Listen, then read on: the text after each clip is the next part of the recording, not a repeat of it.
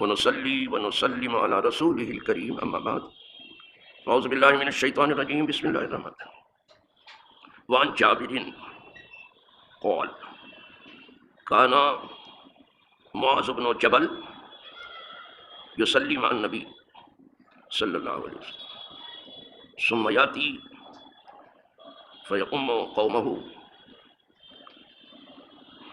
فصلى ليلة مع النبي صلى الله عليه وسلم العشاء ثم أتى قومه فأمهم فافتتح بسورة البقرة فانحرف رجل فسلم ثم صلى بعده وانصرف فقالوا له أنافقت يا فلان قال لا والله ولأبين رسول الله صلى الله عليه وسلم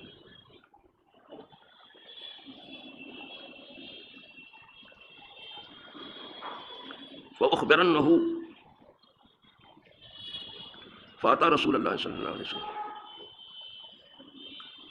فلأخبرنه فأتى رسول الله صلى الله عليه وسلم فقال يا رسول الله إن أصحاب النواده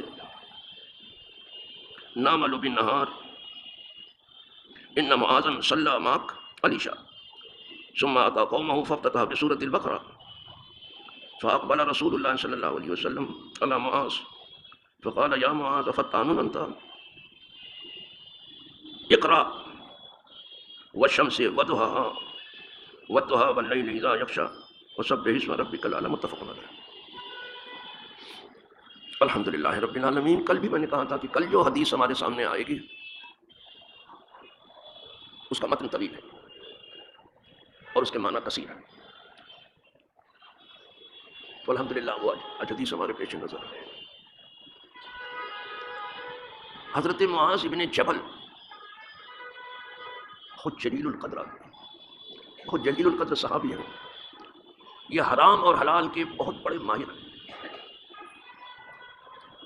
اور انہیں حضور نے یمن کا گورنر بنا کے بھیجا۔ اب سمجھ لینا، حضور جس کو گورنر بنا وہ کس صلاحیت کا مالک ہوگا۔ تو ان کا ایک واقعہ ہے جو حدیث پاک میں آیا، میں ترجمہ بھی کرتا جاتا ہوں اور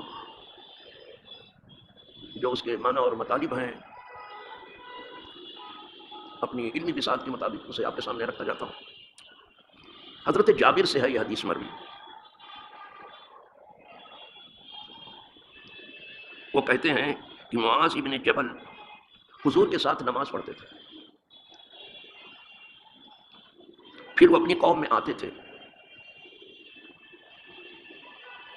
جب حضور کے ساتھ نماز پڑھتے تھے، نماز پڑھنے کے بعد حضور کی خدمت اقدس میں حاضر ہوتے تھے،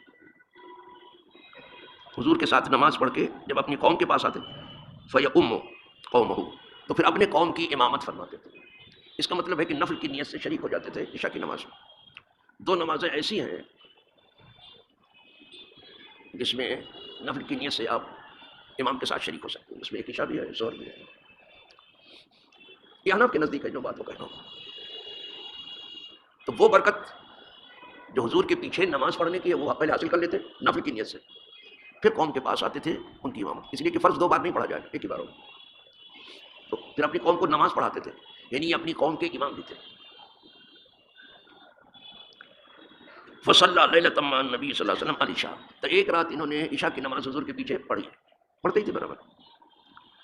ثم اتی قوم، پھر اپنے قوم کے پاس آئے، فافتتح سورۃ البقرہ، تو سورہ بقرہ شروع کر دیا عشاء کی نماز، اور 2.5 پارہ۔ اب عشاء کی نماز نہ رہی، شبینہ ہو گیا۔ بس سورہ بقرہ شروع کر دیا عشاء کی نماز۔ فانحرف رجل، تو جماعت سے ایک مصلی نکل گیا، یا رجل کہا گیا، وہ نماز میں تھا، وہ جب دیکھا کہ سورہ بقرہ شروع کر دیا انہوں نے تو نماز سے نکل گیا۔ فسلم، اس نے سلام پھیر دیا، السلام علیکم ورحمۃ اللہ وبرکاتہ۔ نکلنے کا طریقہ سلام سے ہے، اور نماز میں داخل ہونے کا طریقہ اللہ اکبر کس سے، سلام پھیر کے نکل گیا وہ۔ ثم صلی بعدہ، پھر عشاء کی نماز اکیلے اس نے پڑھ لی، اور یہ سورہ بقرہ پڑھتے رہے، صرف ایک آدمی ہے، اس نے اکیلے اپنی نماز پڑھ لی۔ اب تو اکیلے پڑھنے والے اتنے ہیں کہ آپ گن ہی نہیں سکتے، اور کچھ لوگوں کی نماز تو کسی کے پیچھے ہوتی ہی نہیں، پتہ نہیں ان کی اپنے پیچھے ہوتی ہے کہ نہیں ہوتی، معلوم نہیں ہے، یہ مجھے نہیں معلوم. کچھ ایسے بھی پرہیزگار آپ کو ان کی نماز کسی کے پیچھے نہیں ہوتی، پتہ نہیں اپنے پیچھے ہوتی ہے کہ نہیں ہوتی. تو اکیلے نماز پڑھ لی بیچارے نے. وانصرف، اور اکیلے نماز پڑھ کے چلا گیا. فقالوا له انا فقط یا فلان، تو قوم کے لوگوں نے، نام کسی کا نہیں آیا، قوم کے لوگوں نے اس سے کہا، معاذ بن جبل نے کچھ نہیں کہا، امام صاحب نے کچھ نہیں کہا، قوم کے لوگوں نے کہا اس سے، کیا کہا؟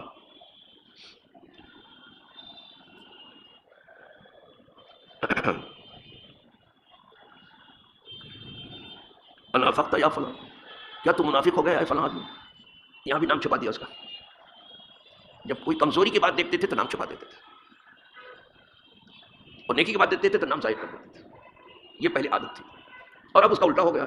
نیکی دیکھیں گے تو بولیں گے ہی نہیں کچھ، لیکن برائی ہوئی تو اس طرح سے قوم میں بانٹیں جیسے نام کتائی بانٹی جاتی یا شادی کے موقع چھوارا بانٹا جاتا.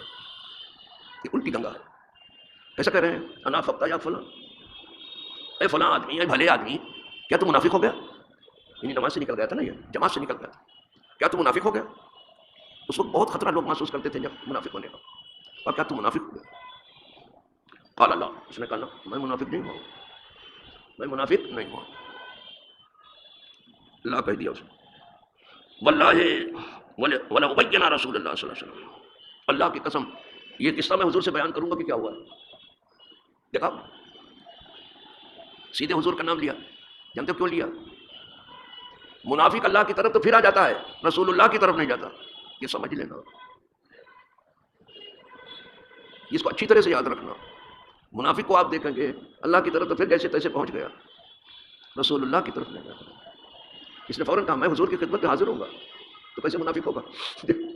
یہ ایسی نفی ہے کہ جس کی مثال نہیں ملتی. ایسا ہی کہا وہ منافق ہے جو حضور کے پاس جانا نہیں چاہتا. میں ضرور حضور کے پاس جاؤں گا، اللہ کی قسم میں جاؤں گا. تو حضور کے پاس کون جاتا تھا بھیک لینے؟ مومن جاتا تھا. وہاں خیرات بڑھتی رہتی تھی صبح شام، مومن جا کے لیتے تھے. کہا اللہ کی قسم میں ضرور حضور سے بیان کروں گا. فلأخبرنہ، تو تمام واقعے کی خبر میں حضور کو دوں گا خود کہ کیا ہوا. سب چپ ہو گئے، کچھ کوئی پھر اس کے بعد نہیں بولا. یہ بھی بیچارہ خود ہی جا کے اپنی جو ہے سرگزشت حضور سے بیان کرنے والا ہے، پھر اب کیا کہا جائے، وہ جو حضور فیصلہ کریں. فاتا رسول اللہ صلی اللہ علیہ وسلم، تو حضور کی خدمت بابرکت میں حاضر ہوا. فقال یا رسول اللہ، تو عرض کیا اے اللہ کے رسول. تمام صحابہ کی بولی کیا تھی؟ یا رسول اللہ. وہ بولی بھی ان منافقین کے نزدیک اب درست نہیں رہ گئی. آتے ہی کہا یا رسول اللہ. طرح طرح کے ہیلے بہانے کرتے، اب ان کو یا رسول اللہ میں بھی کباہ دکھائی دیتی.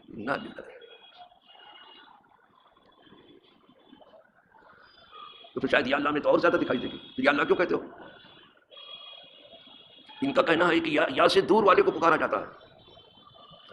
ان کا کہنا یہ کہتے ہیں کہ یا سے دور والے کو پکارا جاتا ہے، تو اللہ تعالیٰ کے جان سے بھی قریب ہے. یا اللہ کیسے کہتے ہو؟ ان سے پوچھو تو ان کا پٹھا بیٹھ جائے گا.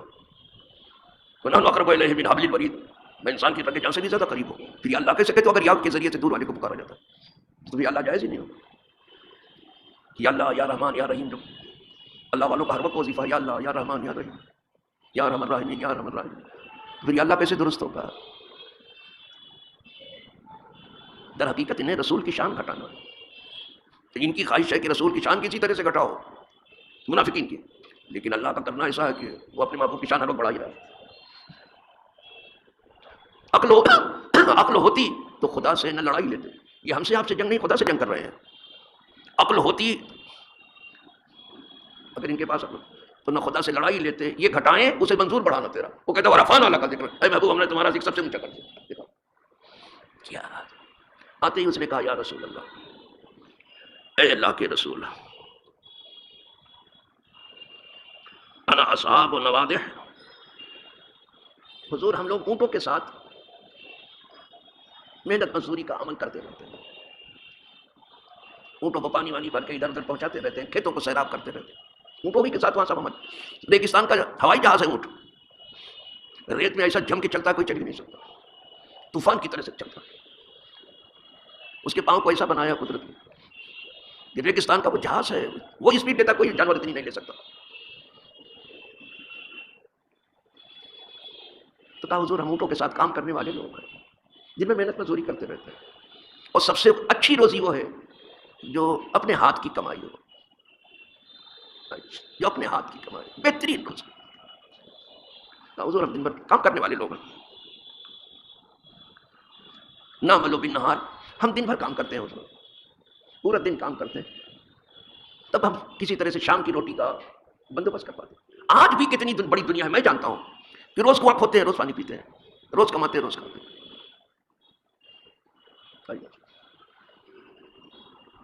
کسی غریب کا حال کسی غریب سے پوچھو، ہم سے پوچھو. ہم نے خود چاند کی چاندنی میں کتابیں پڑھی ہیں، میں نے خود نہیں تھا ہمارے پاس چراغ جلانے کو. چاند کی چاندنی دن بھر کا حضور اونٹوں کے ساتھ کام کرتے رہتے ہیں. ان معاذ اب قصہ بیان کر رہا ہے، بے شک معاذ صلی مع العشاء، حضرت معاذ نے آپ کے ساتھ عشاء کی نماز ادا کی. ثم اتی قومہ، پھر اپنی قوم میں وہ آئے. فافتتح بسورۃ البقرہ، تو سورہ بقرہ شروع کر دیا. اب سورہ بقرہ کہاں جلدی سے ختم ہوگا بابا؟ یہ تو بمبئی میں جیسے شبینہ ہوتا ہے نا، سب بیٹھ کے حلوہ کھاتے رہتے ہیں، جب رکوع ہوتا ہے تو جا کے شریک ہوتے ہیں. ہوشیاری کی کوئی حد ہے؟ ہاں کچھ لوگ ہیں بیچارے سب باندھ کے کھڑے رہتے ہیں، کچھ لوگ حلوہ کھاتے رہتے ہیں. ایسے بھی بندے ہیں کہ کھڑے رہتے ہیں، رات میں کھڑا رکھو تو کھڑے رہیں، سب تو کھڑی رہتی ہے برابر. تو کہا کر کے یہاں سورہ بقرہ شروع کر دیا انہوں نے. ابھی انتظار میں تھے کہ اب رکوع ہو، اب رکوع کاہے کو رکوع ہوگا، سورہ بقرہ شروع کر دیا.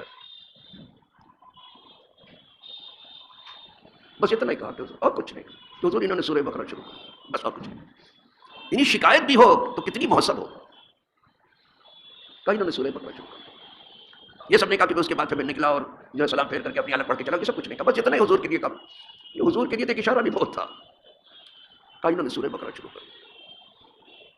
وہ تو کائنات کے معلم ہو کے آئے تھے، وہ صرف مدینے کے معلم نہیں تھے، یا مکے کے معلم نہیں تھے، یا عربوں کے معلم نہیں تھے، یا صرف انسانوں کے معلم نہیں تھے، جنوں کے بھی تھے، کائنات کے معلم کائنات ہے حضور. بس اتنا کہ وہ چپ ہو گیا. فاقبل رسول اللہ صلی اللہ علیہ وسلم. اب حضور معاذ کی طرف متوجہ ہوئے، یہ بات سن کے اس سے معاذ کی طرف حضور متوجہ ہوئے. یہ نہیں فرمایا کہ تو نے غلط کیا، جو پڑھ لیا تھا تو بھی پڑھ لیتا، تھوڑا تکلیف جھیل لیتا، کاہے کو سلام پھیر کے کیوں نماز سے، یہ سب کچھ حضور نے نہیں فرمایا. اس کو کوئی تنبیہ نہیں کی کہ کیوں تو نماز سے نکل گیا، تھوڑا سا جہاں دن بھر میں نے تھوڑی اور سی کوشش کر کے، کچھ بھی نہیں. وہ حضور اس کو تو کچھ نہیں کہا. حضرت معاذ کی طرف حضور متوجہ ہوئے. معاذ موجود تھے، ان کے سامنے کہہ رہا تھا وہ. حضور متوجہ ہوئے. فقال یا معاذ، اب نام دے دیا حضور. کہا اے معاذ افتان انت، کیا تم فتنہ پیدا کر رہے ہو؟ دیکھا فتنہ پیدا کر رہے ہو، یعنی کیا قوم کے دو ٹکڑے کر دینا ہے کیا؟ حالانکہ وہ بیچارے فتنہ کیا سورہ بقرہ پڑھ رہے ہیں نا، اور سورہ بقرہ سے بھوت پریت سب بھاگ جاتے ہیں اگر 40 دن پڑھا جائے تو. لیکن اس سے قوم دو حصے میں بڑھ سکتی، کچھ لوگ پڑھیں گے کچھ نہیں پڑھیں گے. ہاں کیا تو فتنہ برپا کر رہا ہے، فتنے کو ہوا دے رہا ہے؟ یہ فتنے کو مراد دنیا کا وہ نہیں ہے. کیا لوگوں کو تو آزمائش میں ڈال رہا ہے؟ دن بھر تو وہ تھکا مانگا ہے، اب تو اللہ کی عبادت میں بھی اس کو تھکانا چاہتا ہے کیا؟ قربان جائیں حضور کے جتنے فیصلے ہیں، مجھے اس کی نظیر کہیں نہیں ملی. اسی لیے آج دنیا کے جو چوٹی کے دانشور ہیں، ان میں سے بعض کا کہنا ہے کہ آج دنیا جن گمبھیر مسائل میں گھری ہوئی ہے، اس سے نجات کی صورت بڑی مشکل سے نکلے گی. نہیں لگتا کہ دنیا جو ہے نکل پائے گی، کچھ ہو کے رہے گا. ہاں آج اگر محمد صلی اللہ علیہ وسلم ہوتے تو چٹکی بجانے میں دنیا کے مسائل حل کر دیتے. یہ ہمارے نبی کی شان ہے. اپنے نبی کو بھول کر کے امریکہ کی طرف دیکھ رہے ہیں، گرین زون دیکھ رہے ہیں. لا حول ولا قوت الا باللہ. کسی کو گرین کارڈ مل گیا تو وہاں کی شہریت مل گئی، سمجھتا جنت کا ٹکٹ مل گیا، اور کچھ دیر میں رضوان خیر مقدم کرے گا. لا حول ولا قوت. کیا فکریں الٹ گئی ہیں، کیا عقلوں کا دیوالیہ ہوا ہے، کیا تباہ کاریاں ہیں.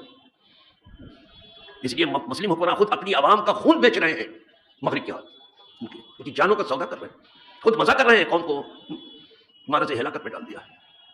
پہلے ذمہ داری نام نہاد مسلم حکمراں ہیں، اس کے بعد پھر امریکہ ہے، اس کے بعد پھر اسرائیل ہے، اور کوئی ہوگا جو ہوگا مغرب ہے. سب سے بڑے خاطی یہ لوگ ہیں، اپنے عیش کے لیے اپنی رعایا کا خون بیچ رہے ہو، برادر خوشی میں لگے ہو. لا حول ولا قوت. بری عقل دانش باعث کی نیست. اس عقل پر اس دانش مندی پر رونا چاہیے. اور کیا کریں گے؟ الفاظ دیکھا فتان تھا، کیا تم فتنہ پیدا کر رہے ہو؟ یعنی قوم کو دو حصے میں بانٹنا چاہتے ہو، کیا کرنا چاہتے ہو؟ چپ رہے حضرت معاذ، کیا کریں گے؟ پھر اب حضور کہہ رہے ہیں کہ تجھے کیا پڑھنا کیا چاہیے تھا؟ جہاں بیچارے ایسے مزدور ہو، ضعیف ہو، بیمار ہو، تجھے جو پڑھنا ہی ہے. تو حضور نے پڑھ کے بتایا اقرا والشمس والضحیٰ. یہ سنتے ہو؟ حالانکہ میں اقرا والشمس والضحیٰ میں 2 رکعت پڑھتا ہوں، حضور ایک ہی رکعت پڑھنے کو کہہ رہے ہیں. کبھی کبھی پوری پڑھ لیتا ہوں تاکہ سنت ادا ہو جائے. یہ چھوٹی سورہ ہے، کہا یہ پڑھنا چاہیے تھا والشمس، کچھ پڑھ کے بتایا حضور. فرمایا تو پڑھ والشمس والضحیٰ والضحیٰ واللیل اذا سجی. وہ آدھی میں نے پڑھا ہے اس کو، والضحیٰ واللیل اذا سجی، عشاء کی نماز. یہ حضور نے کہا تھا یہ پڑھ لیتے. یہ تھکے ماندے لوگ تھے. تو وہ سب بے اسم ربک الاعلیٰ ذرا پڑھیے تھوڑا سا، وہ پڑھو، کچھ پڑھ کے. یہ چھوٹی سورہ پڑھو، سورہ بقرہ پڑھ رہے ہو، مناسب پڑھو.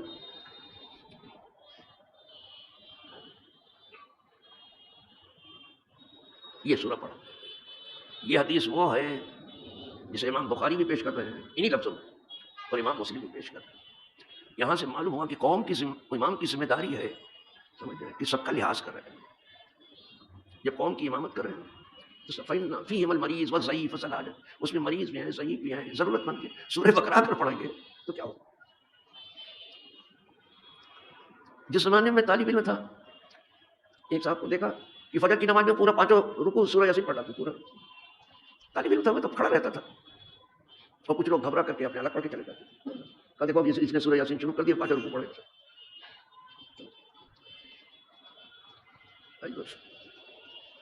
یہ ہے کہ میں نے امام سے کہا کہ سب ضعیف ہے، کمزور ہے، آپ نوخیز ہیں، کوئی عالم وغیرہ نہیں ہے، آپ تھوڑا اختصار. بولے نہیں ہے بہت فضیلت کی چیز ہے. کیا فضیلت ہے کہ قوم بھاگ جائے 5 رکوع پڑھ رہے ہو، اور یہ تو سورہ بقرہ تھا. تو بہت مختصر بھی نہ ہو اور نماز بہت لمبی بھی نہ ہو، درمیانی. لیکن اگر بہت ضرورت ہو تو اختصار بھی بہت ضروری ہے.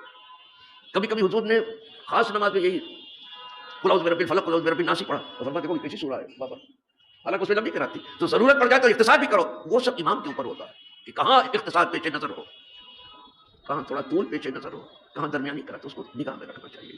قوم کے دکھ درد کو سمجھنا ضروری ہے، جس کا وہ امام. اللہ قوم کا دکھ درد ہمیشہ کے لیے دور کرے. وآخر دعوانا الحمد للہ رب العالمین.